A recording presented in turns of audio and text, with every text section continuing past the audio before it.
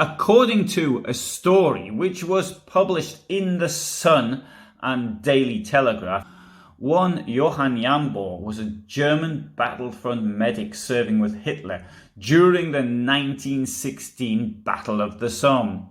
Apparently, Jambor died aged 94 in 1985 and told his secret to a priest, Franciszek Pawla, who kept a note of their conversation.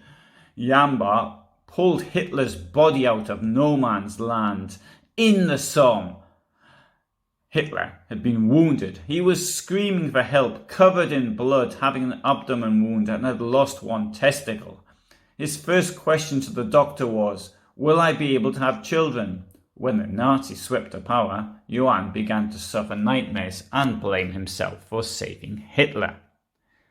Ron Rosenbaum, the author who wrote Explaining Hitler, The Search for the Origins of His Evil, amongst other things, wrote in The Spectator that he wrote to the Sun journalist, and I use the term journalist in a highly loose way, maybe I should say somebody employed by the Sun, for the source of the story, but nothing was forthcoming.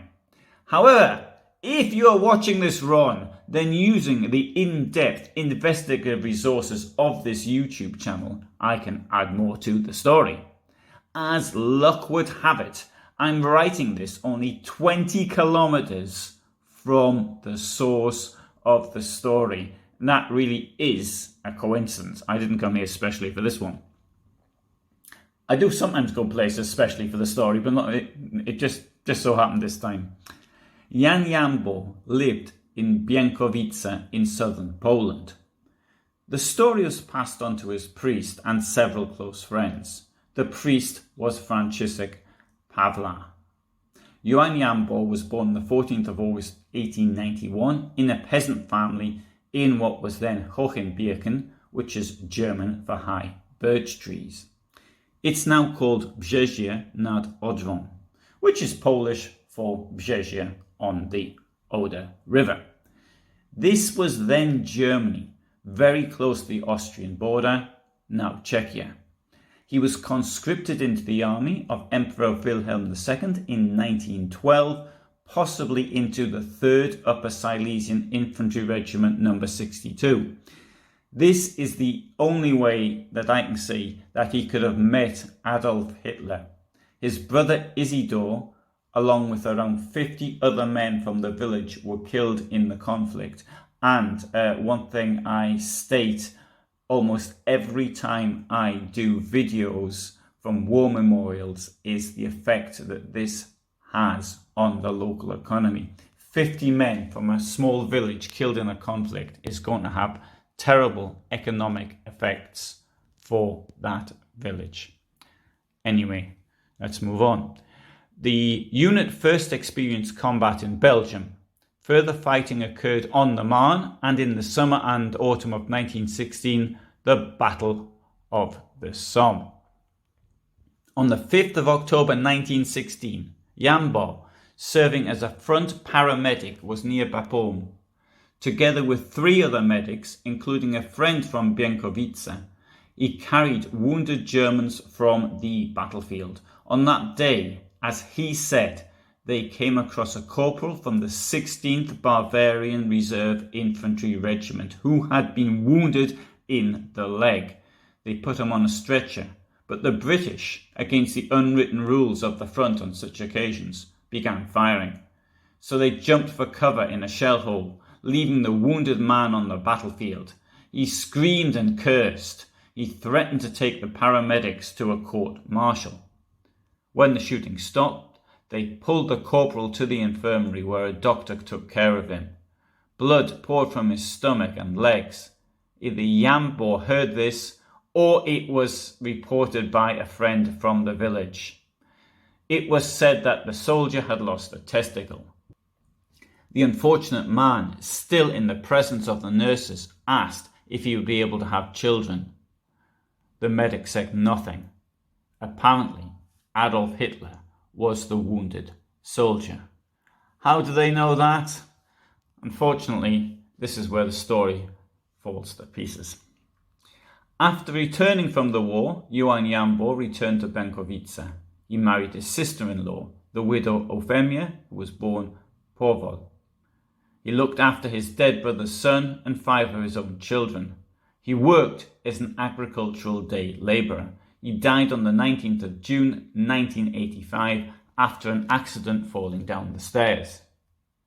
The priest recorded his testimony twice, once secretly. The recordings were unfortunately lost during the Oder floods of 1997. If we take the account given by the author Thomas Weber, on the 5th of October 1916, the future leader of the Third Reich, together with his regiment, fought for the 4th day in the Battle of the Somme. In the village of Leberg, around 4 kilometers from Bapaume, together with Anton Bachmann and Ernst Schmidt, he hid in an earthen shelter, insufficiently protected from enemy fire. There was a small caliber shell burst just in front of the entrance, spreading debris throughout the interior of the shelter. The shelter was near the regimental HQ, and although under fire, was several hundred meters, if not a couple of kilometers, from the front line. This is somewhat different from the story of getting hit in no man's land. Let's remember that Hitler's job was that of a runner, and whereas he must have been physically fit to do that, he was highly unlikely to be in no man's land. Thomas Weber says that there's no mention of a wound in the lower abdomen, and the official list of the regiment's losses describes Hitler's injury as minor. So there's no question of losing a testicle in the Battle of the Somme. I would suggest that Jan Jambor didn't make this story up. I'm sure he did pull somebody out of no man's land who belonged to Hitler's regiment, only it wasn't Hitler. He got the future Führer mixed up with somebody else. And with time, and particularly after Hitler coming to power and the occupation, he believed that it was Hitler.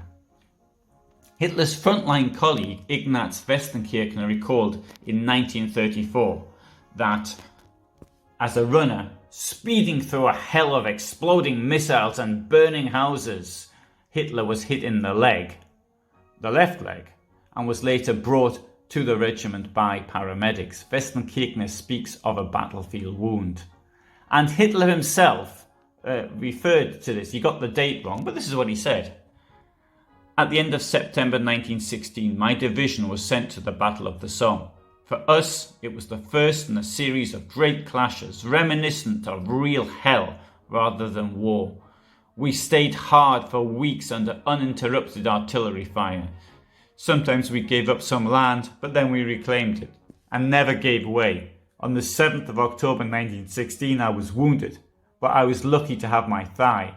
I was glad to get back to our lines.